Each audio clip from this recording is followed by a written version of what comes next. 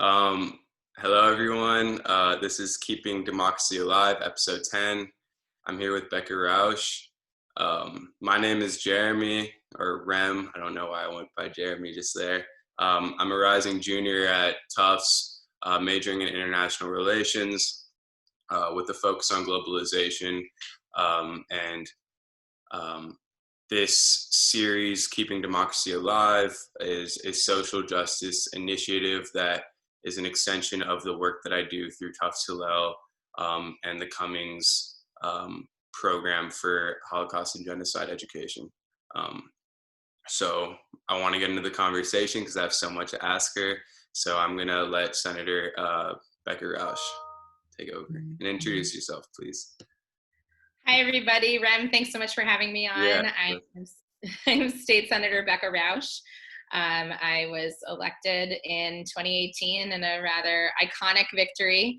I was the only seat in the Massachusetts State Senate to flip in the 2018 elections, flipped from red to blue. I'm actually only the second Democrat and the first Jewish person and only the third woman ever to hold this particular seat. Congratulations. I represent a district called the Norfolk, Bristol, and Middlesex district. That's based on the counties parts of the counties that I represent in the Senate. And the district is comprised of 12 cities and towns, which I won't list because there's a long list, but it's Wayland is the northernmost town, which is north of the Mass Pike, and then it runs south in almost a straight line all the way down to the Rhode Island border. Awesome. So I think a good starting place is just asking a very simple question. And sorry, normally I don't actually write down every single question that I want to ask, but for you it's a special occasion. But so I wanted to ask just about if the timeline of your life and what led you into politics and into wanting to run for this seat. Sure. Yeah.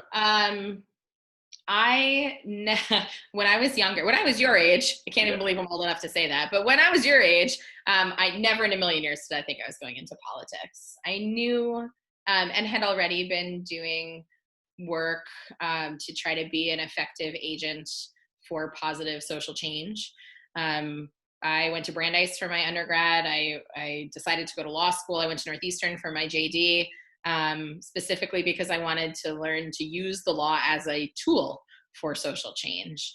And then, became a lawyer and started working and eventually became a law professor because I was practicing as an attorney for quite a while. And you spend a lot of time when you're a lawyer in practice trying to fit square pegs into round holes. And I said, I really just want to work on changing the shape of the hole, right? The hole being the laws and the way the laws work, because the laws aren't matching reality. I mean, we're missing it. And so that's why I went to become a law professor. And I taught for a couple of years in Seattle at the Seattle University School of Law as a visiting member of the faculty. And my colleagues and I all had, particularly my colleagues, had some really phenomenal ideas about how to change the shape of the whole, right? How to change the law for the better and for the betterment of society, and particularly to uplift communities that have been marginalized or silenced for, centuries. And there wasn't really much that I could do about actually implementing any of those ideas, which is part of why we moved back to the East Coast. And I started working in the public sector at that point. And I looked at my predecessor and I said, the person who is occupying the seat before me didn't really represent my values and didn't represent the way that I approached this job and I would want this job approached.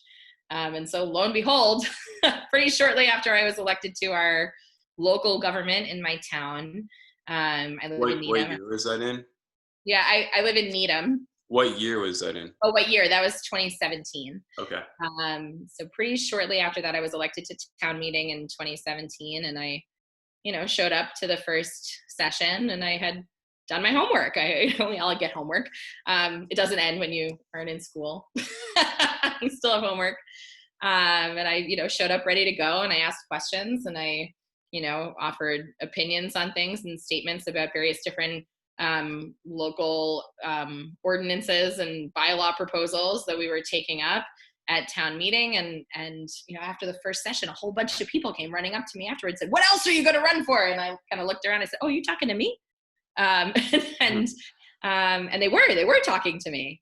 And shortly thereafter, I declared my candidacy for the state senate, and we worked incredibly hard for about a year, and we won, which was amazing. It's been an incredibly productive, successful first term in office, advancing justice and fairness and equity in a whole bunch of ways, in a variety of different issues, from reproduction and healthcare, public health, infectious disease prevention, election access and reform.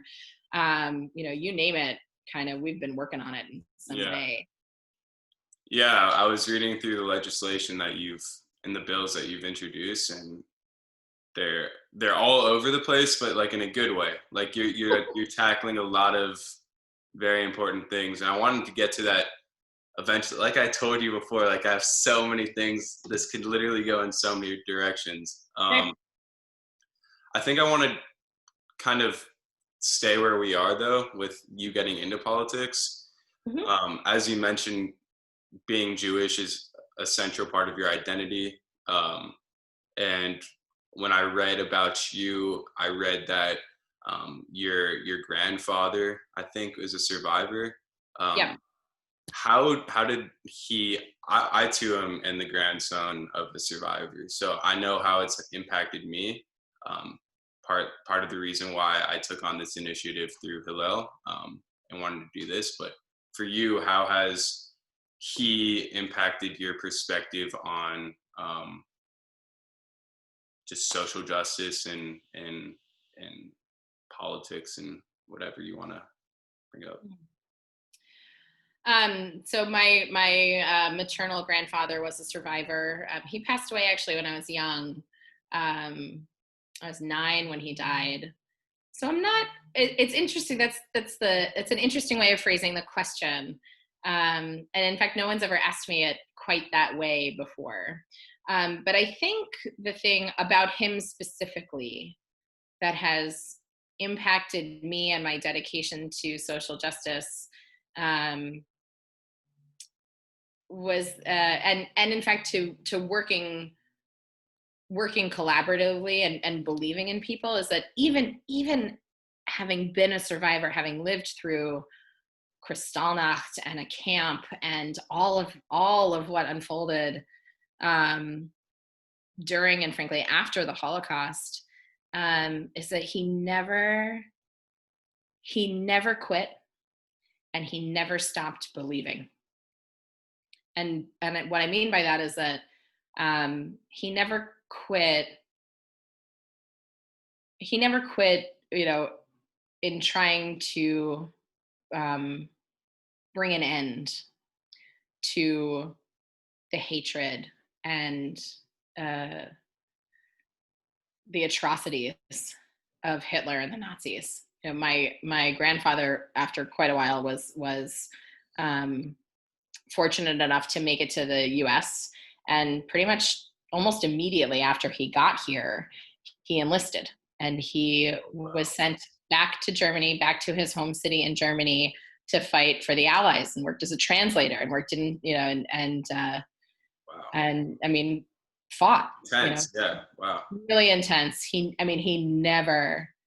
never quit. He never quit, and he also never stopped believing in the good in people, including in the German people. Yeah. My family, for a long time, I really didn't get this. But as an adult, and especially now that I've become a parent myself, my husband and I have 2 young kids. He enlisted. He went back and fought it. But even when I was a child, and all through my mom's childhood, they sang German folk songs and ate German food, and had this like deep connection and love for German people and German culture. And that's kind of you know, on its face, sort of a dichotomous position to Yeah, take. definitely. It sounds Definitely. conflicting, um, but it's not, right? And I think that that's actually really relevant to what's happening right now in our nation, Yeah. and frankly in other nations around the world. I know lots of people who have, in fact, huge numbers of people who do not in any way agree with or support the kinds of policies and statements, or just activities of the current occupant of the White House, right? And that actually says a lot about the people of this nation, right? About the American people in general, rather than the current occupant of the White House. And I think that, my grandfather understood that in a way that I don't think I will ever understand. Yeah. But he also, he instilled that in me. Yeah. And I frankly didn't know it. I was only 9 when he passed away. It's not like we got to have a lot of conversations about this kind of stuff because I was too young. But I was really lucky. A couple of years ago, I finally actually was able to travel to Germany, to the city where he and my ancestors lived. And I learned for the first time that my great great grandfather was a politician, a local politician I'd never known before. It's in the genes. Apparently it's in the genes, and I had no idea. But there's something there about, there's something in the history and the stories and in my lineage, right, in my genealogy, of working to effectuate positive change in existing systems. Yeah. And here I am, a member of the state senate in Massachusetts, the oldest, the state with the oldest legislative government, in the history of in the Yeah. country, doing just that, right? Working within the system, trying to use the tools that we have in a good system, right, to make the kind of change that we need to advance our society and advance our democracy. Seems surreal, to be honest. Like, that's amazing. Um, Thank you. I have a question that I I can't take credit for thinking of. I was listening to I don't normally listen to his podcast, but Ezra Klein's podcast, and I had been searching. I read one Ta-Nehisi Coates book called "We Were 8 Years in Power," and I kind of became obsessed with him and his the way he conveys his thoughts. And Mm-hmm. so throughout this whole moment, I was looking for what is Ta-Nehisi Coates saying right now. Couldn't find anything, and I found this podcast where Ezra Klein interviews Ta-Nehisi Coates, and he asks a really simple but important question that I think we often don't ask ourselves. And I want to ask you this. Let me just make sure I'm saying it right. Yeah, it's easy. I didn't want to mess it up. What does democracy mean to you? Good question. um Democracy, it's tough to answer. It's tough to Yeah, define something that's so big and broad as democracy. um but democracy to me means a system of engagement that works and actually allows all the people to use their voices, um, to both speak truth to power and also be able to say clearly and effectively what it is that they want. And for excuse me, no worries. and for the people who are elected as leaders of that democracy, myself included, to um, not just need to listen to those voices, which is true, we do need to listen to those voices, um, but also want to listen to those voices. Mm, like that. It's, I mean, if you're not in it, if you're not in this work to listen to and uplift, particularly our most vulnerable and our most marginalized and our most silenced members of, Yeah. of our communities, then what are you doing? And then don't bother. What Let are you someone else doing? run. Just get out of the way.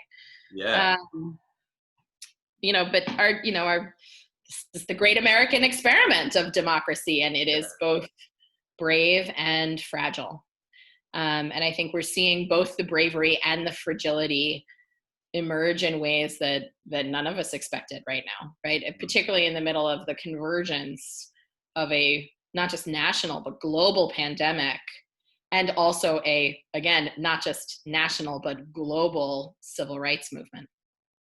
I honestly really like that. And it's interesting because you did exactly what Ta-Nehisi Coates did. He was like, that's a really interesting question, and I've never thought of an answer for that. And I watched you think, like you like thought about your definition by speaking it out, and he did the exact same thing. And I think that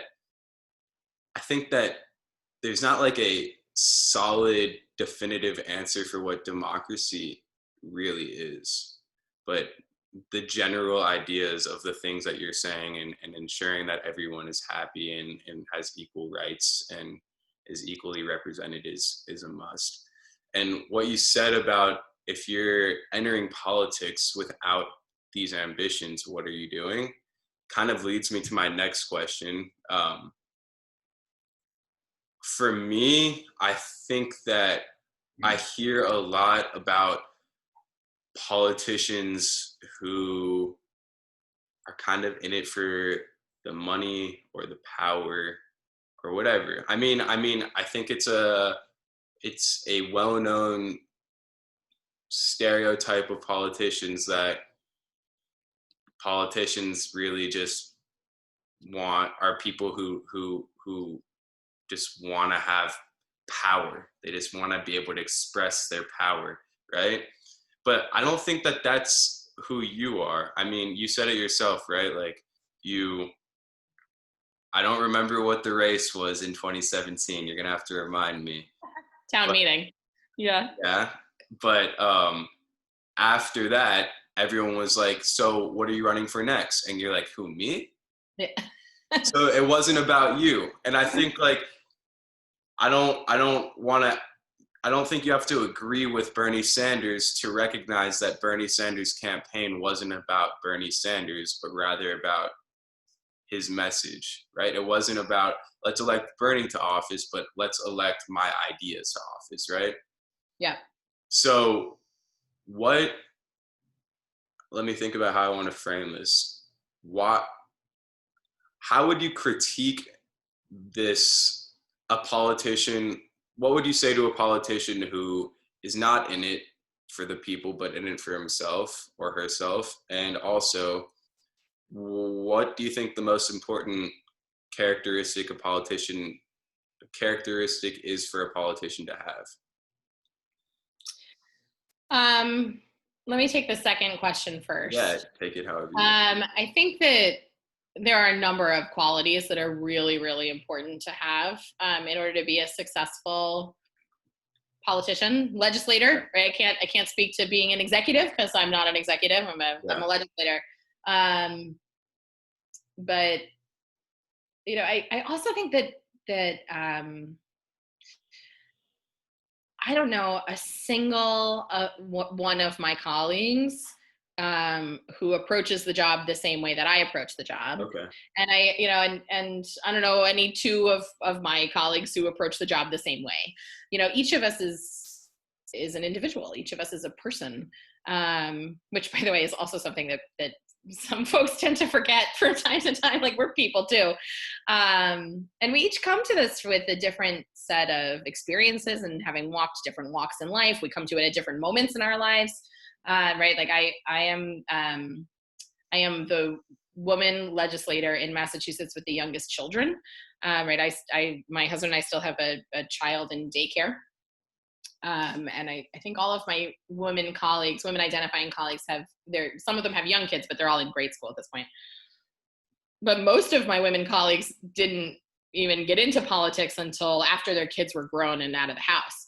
And so that changes your perspective and your walk through the job. But I do think there are some things that we all kind of have in common.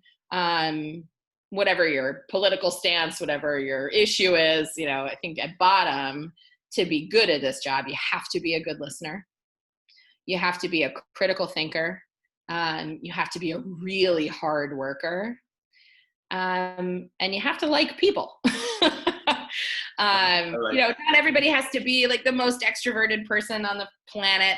That's certainly not true. But I think at bottom, you have to like and believe in the good of in the good in people. Yeah. And and try to meet people where they are. I'm sorry, go ahead. Yeah, sorry. I feel like I hate calling out specific people, so I'll try not to, but I feel like there's plenty of politicians though who are calling out specific groups of people for various qualities, or are running on campaigns that are specifically putting negative connotations around one group of people and promoting another group and their interests. So that doesn't really fit into what you're saying. I'm not saying you're wrong, but I'm saying that doesn't fit, and I'm confused how those people even get into those positions then, right? Like into those offices? Yeah. So, so I guess this kind of goes back to the first question you asked me. Okay. You asked me, what would I say to those people who are in the old office? And I actually think that's not, with respect, not quite the right question. Okay. I think the right question is, what would I say to the voters who elected those people? Right? Like those people, unless they were totally lying on the campaign trail, which they probably weren't. Generally speaking, I think, people who win elections are relatively authentic on the campaign trail. Otherwise, you lose the election. That's kind of a trend that I'm seeing. It's not universally true, right? There's no universal truth at all, but at least not in politics. But ask the voters, what do you see in this person that you like? What do you see in this person that you don't like? Why do you keep voting for this person, right? At bottom, we all of us who are elected to any office, federal, state, local level, doesn't matter. All of us who are elected, we got here because a bunch of people voted for us, right? The only way you get to keep your job is, in fact, for people to continue to vote for you. Yeah. So it's not so much a question of what would I say to an elected person who isn't listening to their constituents. And I might say, I feel obligated actually to add that we're not all going to agree on every issue, right? And that doesn't mean that we're not listening. It means that we disagree about something, and that is very reasonable, right? Like married couples don't agree on everything. It's unreasonable to think that that a constituent and a politician are going to agree across the board. It's just not going to happen. Yeah. But I would say to the voters, right? I think it's more about the voters. Like, what are you seeing? What do you like? Are you engaging with this particular elected person? And it's at bottom, it all comes down to the vote. Which is, by the way, part of why I have been, the leading champion of transparency in the State House, in the legislature, because I too, right? I'm an elected person. I'm a politician now, even though that's not where I thought my career was going, but here we are. I got here because I got more votes than the other person, right? And I got elected. And so one of the things that honestly was really important to me, even long before I was running for office, but certainly is ever increasingly important to me and my constituents, is that I am in this seat because 38,000 people voted for me. And all of those people deserve to know, at minimum, how I vote on their behalf, which is why you can find all of my votes on my website, right? But it's not true that you can readily find your state legislators' votes. It's actually quite difficult to find your state legislators' votes. And a lot of votes happen by something called a voice vote, which means there's no individual vote by each individual legislator. Okay. So, increasing transparency in the legislature and in state government generally has been one of my top issues, top concerns. I stand every time someone wants to take a vote on the record. I don't care. Often it's all of the members of the minority party of the Republican Party and me, and that's fine. That's cool. We support that kind of transparency, and that transparency also leads to the kind of accountability that we were just talking about, right? It's about the voters. Yeah. Speaking of voters and voting, can you talk more about the legislation and the various bills you've passed about voting and why that is so important to you? I think it kind of relates back to this theme of democracy that we've been talking about, but I want to hear it from you. Yeah, it definitely relates back. I just believe in democracy. I wholeheartedly believe in democracy and in access and in lifting up people's access to our democratic system. And I also think our democratic system is a little bit fluid, right? Things change. Our democracy, just like our Constitution has to be a living, breathing document, both the federal Constitution and the state Constitution.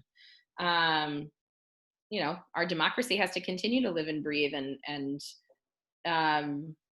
adapt over time. So the work that I have done in election reform is certainly central to that, right? Free, fair, open, and safely accessible elections are a central pillar of our democracy. Without it, our democracy will fail. So I filed a number of bills to generate powerful and meaningful election reform, including bills to change the date of our primary, right? Our primary election is the last in the nation.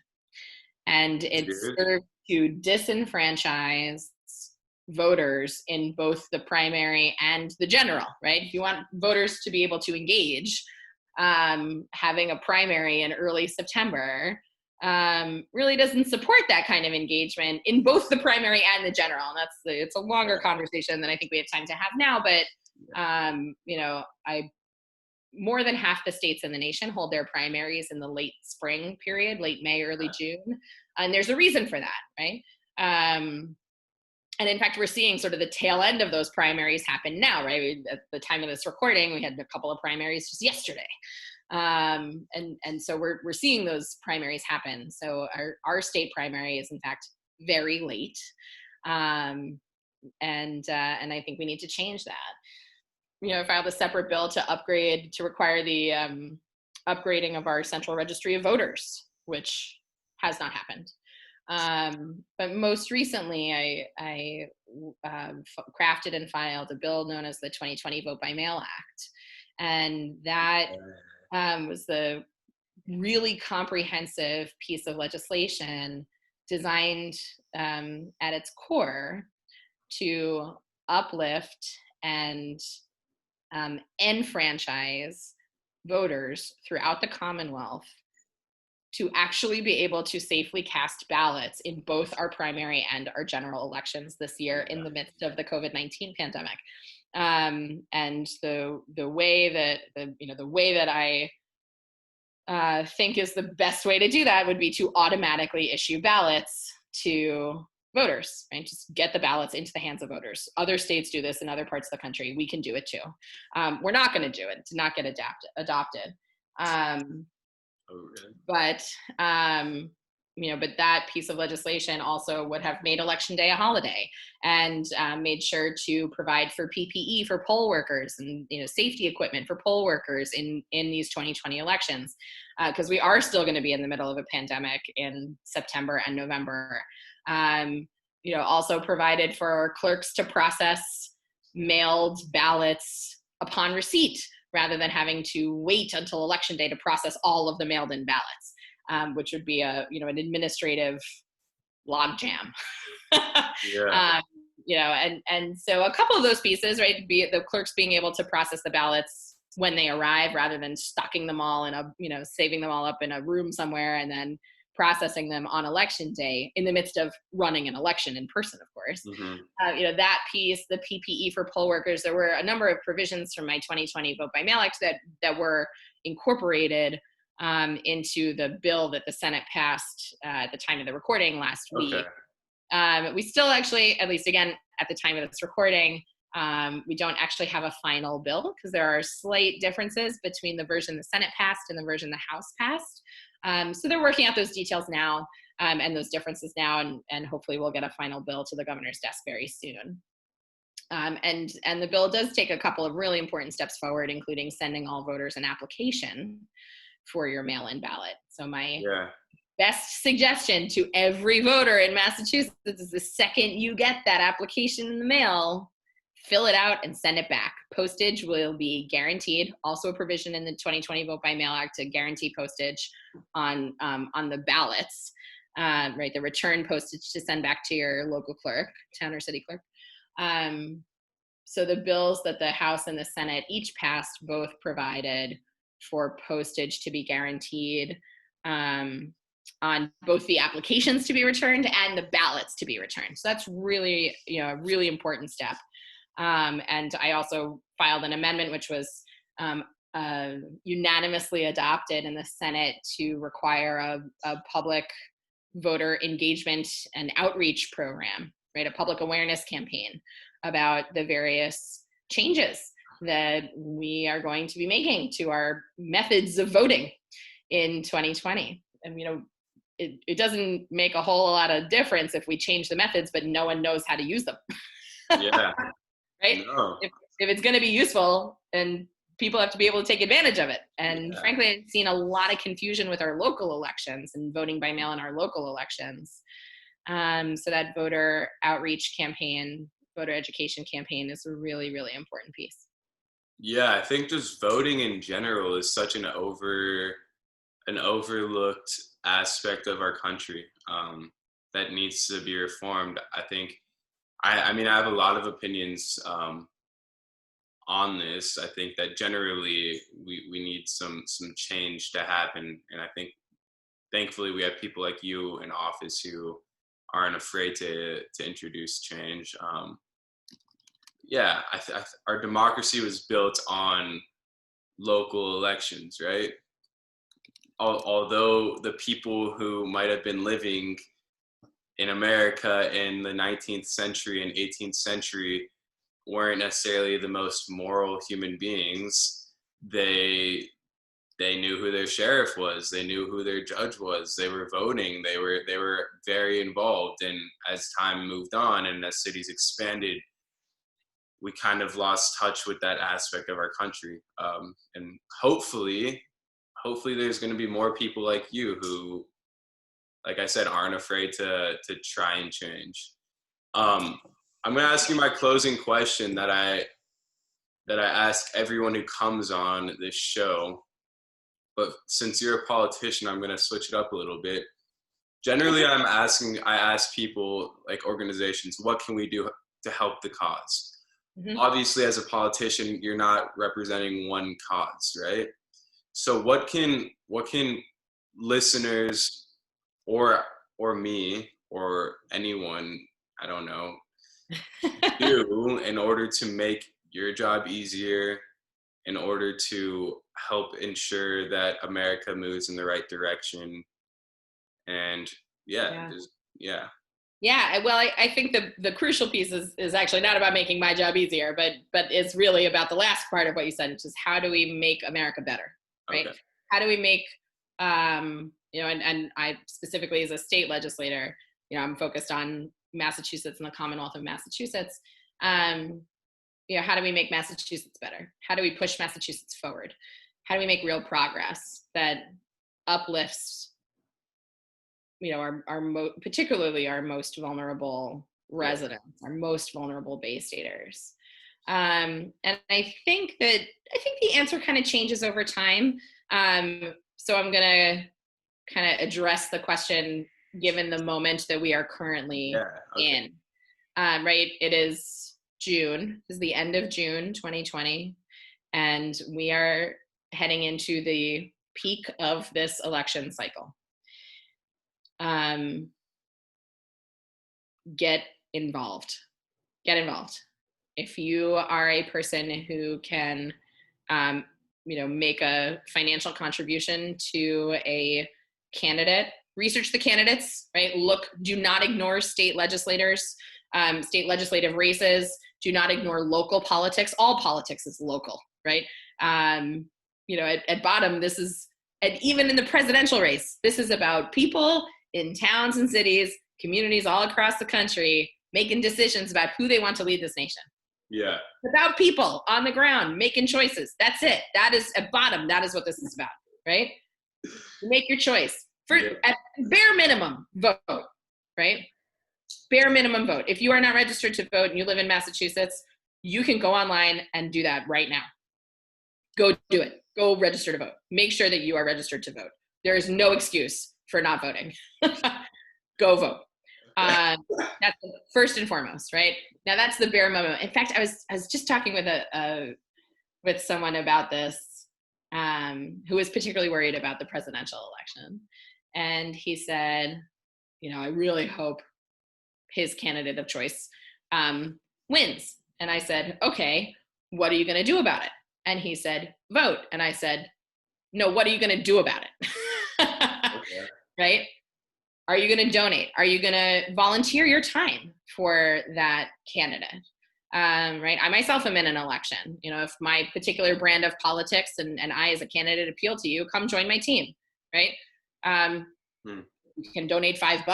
Great. If you can, we're on a Hillel sponsored program. If you can donate $18, great. If you can't, and regardless, frankly, of a financial donation, volunteer your time. Make some phone calls, do some outreach, help with the, administrative campaign work. If, the people who hold office, doesn't matter what issue we're running on, what issues we have championed in the past, the fact of the matter is you never know.